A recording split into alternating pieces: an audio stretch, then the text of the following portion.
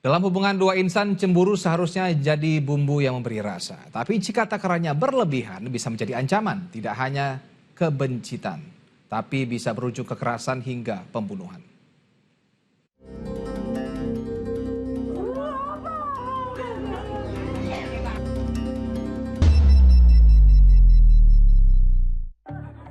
Cemburu yang membabi buta jadi pemicu individu salah mengambil langkah. Kekerasan yang menjadi jalan pintas tidak hanya menimbulkan korban luka, tapi juga merenggut nyawa. Kematian pria bernama Haryo, warga Pasar Wajo, Buton, Sulawesi Tenggara, menambah panjang daftar kekerasan yang dipicu cemburu. Pria yang berprofesi sebagai sopir tewas dengan puluhan luka tusuk pada tubuhnya. Di tengah rangkaian penyelidikan oleh Satreskrim Polres Buton, seorang pria menyerahkan diri. Ia mengaku menikam Haryo dengan sebilah badik. Pria 32 tahun itu berdalih terbakar cemburu karena sosok janda yang dianggap sebagai kekasihnya jalan berduaan dengan korban. Padahal wanita itu membantah memiliki hubungan spesial dengan tersangka. Ia justru telah menjalin asmara 3 tahun lamanya bersama korban. Pelaku mengikuti korban bersama seorang perempuan, sehingga saat itu terjadi kesalahpahaman yang berujung pada penikaman korban. Korban dinyatakan meninggal dunia akibat 20 luka tusukan yang dialami oleh korban.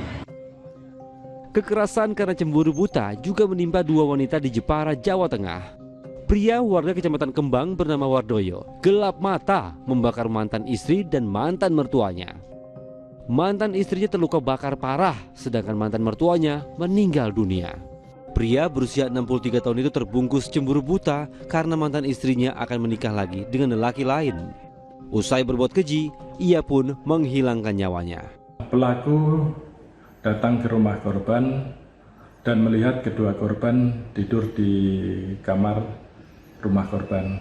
Setelah itu, pelaku menyiramkan BBM yang sudah dibawa dari rumah ke tubuh kedua korban. Cemburu adalah hal yang manusiawi dan kerap jadi bumbu yang memberikan rasa dalam sebuah hubungan.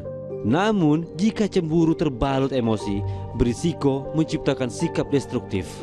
Itu adalah hal yang manusiawi gitu dari perasaan si individu. Semakin kita menolak adanya rasa cemburu, maka semakin kita berbohong pada diri kita, akhirnya jadi toksik juga. Jadi artinya adalah kecemburuan itu hal yang baik. Tapi ketika itu sudah destruktif, merusak salah satu pihak atau bahkan kedua belah pihak, nah itu yang mungkin harus coba kita sadari betul secara mindful.